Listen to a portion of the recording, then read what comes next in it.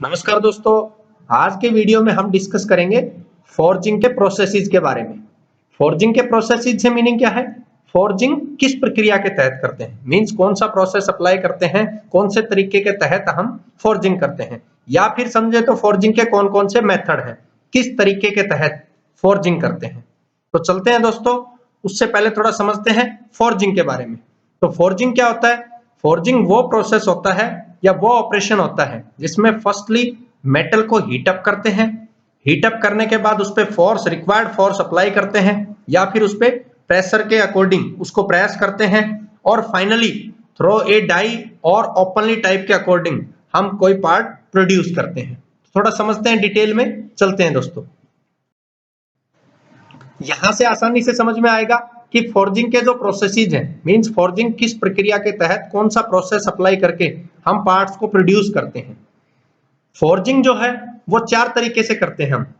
एक होती है ओपन डाई फॉर्जिंग, एक होती है क्लोज डाई फॉर्जिंग, एक होती है प्रेस डाई फॉर्जिंग, और नंबर 4 होती है अपसेट फॉर्जिंग। तो ये चार तरह की यहाँ पे फॉर्जिंग है जिनकी सहायता से हम फॉर्जिंग प्रोसेस कर सकते हैं। तो यहाँ पे हम दो के बारे में समझते हैं, नेक्स्ट वीडियो में दो के बारे में और समझेंगे। तो सबसे पहले होती है open die forging. As the name indicate, जिसमें डाई ओपन हो और फॉर्जिंग का प्रोसेस वहां पे हम अप्लाई करें। इसके लिए जो रिक्वायर्ड कंपोनेंट्स की आवश्यकता होगी, रिक्वायर्ड डिवाइसेस की आवश्यकता होगी, वो मेन होगी हमारे यहाँ पे एनविल की। अब एनविल क्या है? एक तरह का स्पोर्टिंग डिवाइस है जिसके ऊपर हम वर्क को प्रोड्यूस करते हैं, काम वहां पे करते हैं। अब यहां से इस फिगर से आसानी से हम समझते हैं। सबसे नीचे बेस है, उस बेस के ऊपर एक रेक्टेंगुलर ब्लॉक होता है वुडन का। अब वुडन का जो रेक्टेंगुलर ब्लॉक है उसके ऊपर एनविल को रखा जाता है। अब मेन फंक्शन क्या हुआ वुडन बेस का?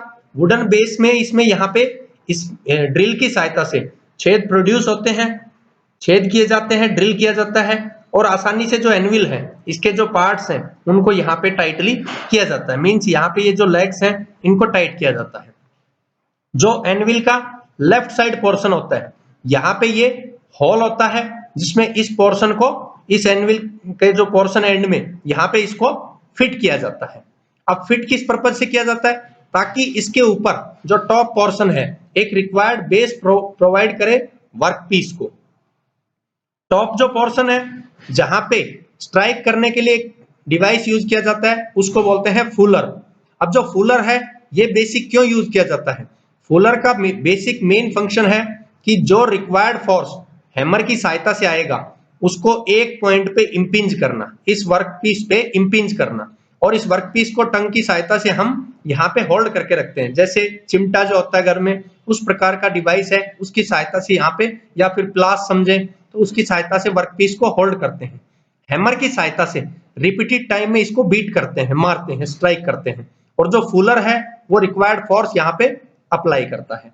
तो इस प्रकार से ओपन डाई जो फॉर्जिंग है, जिसमें ओपन एक प्रकार की यहाँ पे डाई प्रोड्यूस करके पार्ट्स बनाते हैं। जैसे फॉर एग्जाम्पल समझें, कभी चाकू को धार लगाते हुए, या फिर यहाँ पे हम समझें कि कुल्हाड़ी है तो कुल्हाड़ी को बनाते हैं। मींस मेटल को जो न्यू शेप है वो प्रोवाइड करने के लिए, वो प्रोड्यूस करने के लिए, किसी सीट, किसी स्लैब को एक सीट के रूप में देने के लिए, तो रिपीटेड टाइम में इसको बीट करते हैं, मारते हैं। अब यहाँ पे यही चीज इसमें बताई गई है कि इस टाइप का जो फॉर्जिंग है उसमें फर्स्टली मेटल को हीट किया जाता है, और उसके ऊपर उसके बाद एनविल के ऊपर मेटल को बीट किया जाता है रिपीटेड नंबर ऑफ साइकिल में। अब यहाँ पे कहता है कि एक फुलर का यूज हम कर रहे हैं। अब फुलर का बेसिक फंक्शन क्या है? हैमर का जो रिक्वायर्ड फोर्स आया उसको कंसंट्रेट करने के लिए, मींस कंसंट्रेशन करने के लिए। अब ओपन डाई जो फॉर्जिंग है ये मोस्टली यूज की जाती है जहां पे हाई एक्यूरेसी की रिक्वायरमेंट बहुत ज्यादा नहीं है, तो वहां पे हम mostly open die forging process को यूज करते हैं। तो ये था open die forging process. Next है close die forging process. As the name indicate, close और डाई। डाई से मीनिंग क्या है? एक रिक्वायर्ड होल होगा और उसको कंप्लीटली क्लोज किया जाएगा। जैसे मान लीजिए वो इस शेप की डाई हो सकती है, तो इसके ऊपर दूसरा पोर्शन भी आएगा, तो वहां पे भी वैसी शेप रिक्वायर्ड रहेगी, तो ये कंप्लीट बंद हो जाएगा, क्लोज हो जाएगा। जैसा आप यहाँ पे क्रसर से देख पा रहे हैं। या फिर इस प्रकार की कोई डाई हो तो रिक्वायर्ड दूसरी जो रहेगी, मींस जो रैम से जुड़ी रहेगी, जो रेसिप्रोकेट करेगी, क्योंकि इसमें दो पार्ट रहते हैं, तो एक फिक्स रहेगा बॉटम वाला, और जो अपर पोर्शन रहेगा वो रेसिप्रोकेट करेगा, यूं मूव करेगा, तो उसमें वो रिक्वायर्ड डाई रहेगी। तो यही इसमें बताया गया है कि बेसिक जो रिक्वायरमेंट है क्लोज डाई फॉर्जिंग में is due to the complexity of products, means जो कम्प्लेक्स शेप के प्रोडक्ट्स हैं जिनको इजीली हम ओपन डाई से नहीं बना सकते, प्रोड्यूस कर सकते, वो आसानी से क्लोज डाई फॉर्जिंग में प्रोड्यूस होते हैं। तो डाई जैसी रिक्वायर्ड शेप का प्रोडक्ट चाहिए उसी प्रकार की डाई हम वहां पे बनाएंगे, तो इसको बोलते हैं क्लोज डाई फॉर्जिंग। अब ये कहता है इस टाइप का जो फॉर्जिंग प्रोसेस होता है इसमें हमें स्पेशल डाइज की रिक्वायरमेंट होती है, मीन स्पेशल डाइज हम प्रोड्यूस करते हैं according to our requirement, according to our shape of product. इसके बाद कहता है क्लोज डाइज जो फॉर्जिंग है उसमें भी किस प्रकार की यहाँ पे टाइप्स हैं, जैसे for example drop type forging. अब ड्रॉप टाइप फॉर्जिंग समझे तो जिसमें ड्रॉप करके, मींस कोई पार्ट जो है वो ऊपर से एकदम बॉटम में इंपिंज करके, मींस डाल के उसके ऊपर, जैसे ऊपर से बारिश की बूंद गिरी, तो इस प्रकार से। ये कहता है it consist of basically two parts, इसमें हमारे दो पार्ट्स होते हैं। अब जो दो पार्ट हैं वो दो पार्ट किस प्रकार के हैं, यहाँ पे दो पार्ट को अगर समझे तो दो पार्ट मेनली एक अपर है और एक लोअर पार्ट है। अब अपर पार्ट को समझे तो अपर पार्ट बेसिक क्या होता है, अपर पार्ट वो पार्ट है जिस पार्ट में एक डाई है। ऐसे ही बॉटम जो फेज है उस बॉटम फेज में दूसरा पार्ट है तो बॉटम में दूसरी डाई यहाँ पे रहेगी। तो इस तरह से अप और डाउन दोनों पार्ट्स रहेंगे। इन अप और डाउन दोनों जो पार्ट्स हैं इसमें मेटल को यहाँ पे रखा जाएगा, जैसे ये वर्कपीस रखा हुआ है, और इसके बाद रिक्वायर्ड फोर्स जो आएगा वो रैम की सहायता से अपर पार्ट से आएगा और इस पे स्ट्राइक करेगा, ताकि मेटल की जो रिक्वायर्ड शेप रहेगी वो अकॉर्डिंग टू डाई रहेगी। यही इसमें बताया गया है।